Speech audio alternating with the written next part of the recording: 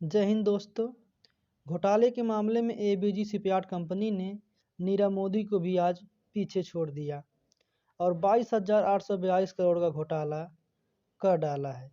नीरव मोदी जो कि इनका घोटाला था 13,000 करोड़ का, लेकिन एबीजी शिपयार्ड कंपनी जो कि गुजरात की एक कंपनी है जो शिप की निर्माण और मरम्मत करती थी, उसने 22,842 करोड़ का पूरा घोटाला कर डाला है, जिसमें आईसीआईसीआई बैंक का सबसे अधिक पैसा शामिल है।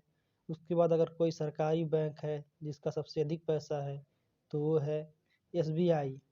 जिस प्रकार लैला और मजनू को आप अलग नहीं देख सकते हैं, उसी प्रकार भारत में घोटाले और नेताओं को कभी अलग नहीं कर सकते हैं। तो चलिए ये सब घटना कैसे हुई उसको देखते हैं और फिर आगे क्या होने वाला है उसे भी हम आगे चर्चा करेंगे। एबीजी शिपयार्ड कंपनी जो कि गुजरात की एक शिप निर्माण और मरम्मत वाली एक कंपनी थी, जिसने 22,842 करोड़ का घोटाला किया है।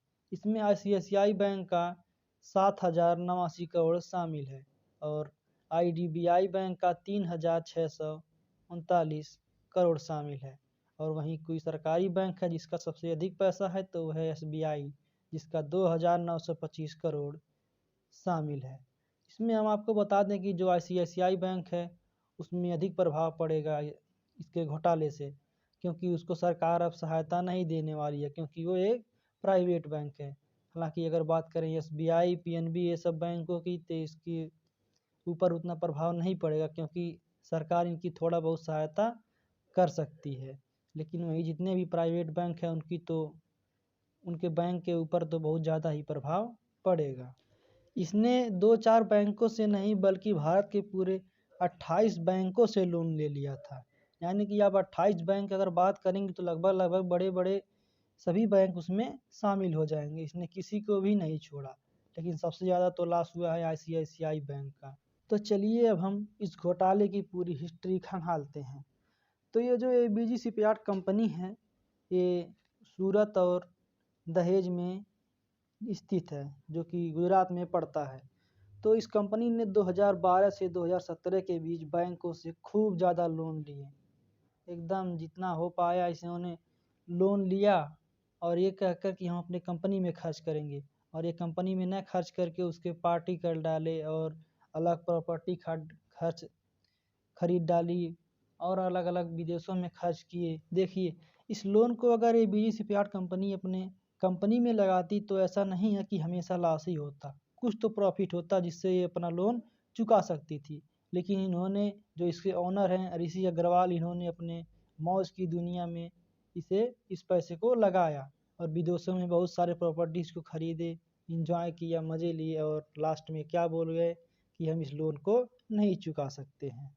आपको एक ध्यान देने वाली बात होगी कि ये जो कंपनी है ये 2016 में ही एनपीए घोषित कर दी गई थी। यानी कि एनपीए एक ऐसा ग्राहक होता है जो बैंक से लोन लेता है और ये साबित हो चुका होता है कि ये वो पैसा नहीं लौटाएगा। लेकिन इस कंपनी को 2012 से 2017 के बीच तक पैसा दिया गया। यानी कि जब 2016 में एनपीए घोषित हो गया तो 2017 तक इसे पैसा क्यों दिया गया, इस पर भी तो सवाल उठना चाहिए। इसमें कहीं न कहीं किन्हीं नेताओं का दबाव था, जिसके कारण बैंक ने इसे लोन देना बंद नहीं किया।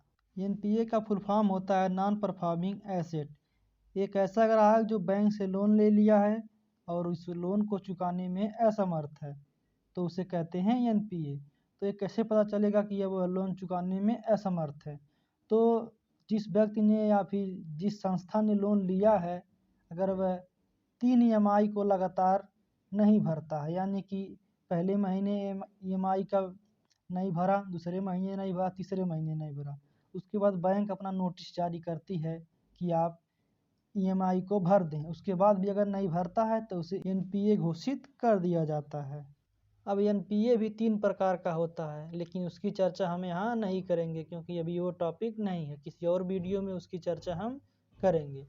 तो 2016 में जब इस कंपनी के लगातार 3 ईएमआई बाउंस हो गए तो इसे एनपीए घोषित कर दिया गया। लेकिन बैंकों ने 2019 तक इंतज़ार किया, लेकिन 2019 में इन्होंने भी मान लिया कि अब ये पैसा लौट कर नहीं आने वाला है, अब ये कंपनी फ्रॉड निकल गई।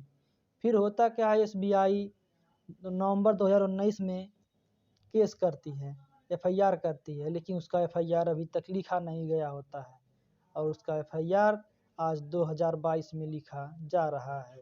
फिर फरवरी 2022 में पता चलता है कि अब स्पष्ट हो गया कि इस कंपनी ने नीरव मोदी जो कि 13,000 करोड़ का फ्रॉड किए थे उसे पीछे छोड़ दिया और कुल 28 बैंकों को चूना लगा दिया है। तो कहीं ना कहीं इस घोटाले के जिम्मेदार हमारे कानून भी होंगे, क्योंकि जब 2019 में इस पर केस किया गया तो अभी तक इस पर एफआईआर क्यों नहीं लिखा गया। आज 2022 आ गया, यानी कि 19, 20, 21, 22 अभी तक एफआईआर नहीं लिखा गया था। एफआईआर किस पे तेजी से लिखाएगा? सोनू सूद पे लिखाएगा। क्यों? क्योंकि वो देश की मदद करते हैं, देश की जनता की सेवा करते हैं, लेकिन इन पर नहीं लिखा जाएगा। क्यों? क्योंकि ये नेताओं के चमचे हैं, इनसे नेताओं को भी फायदे होते हैं। तो फिलहाल अभी आगे जांच जारी है, हो सकता है कि इसमें बहुत सारे नेताओं के भी नाम आने लगे। इस पर राजनीति तो शुरू हो चुकी है। तो एक अच्छी बात ज़रूर है कि इसके जो एसेट हैं वो अभी इंडिया में ही हैं, यानी कि विदेश नहीं भगे हुए हैं। तो लेकिन उनका कर भी तो क्या सकते हैं, जब उन्होंने लोन देने से इनकार कर दिया है कि अब हम नहीं दे सकते, हमारी औकात ही नहीं है।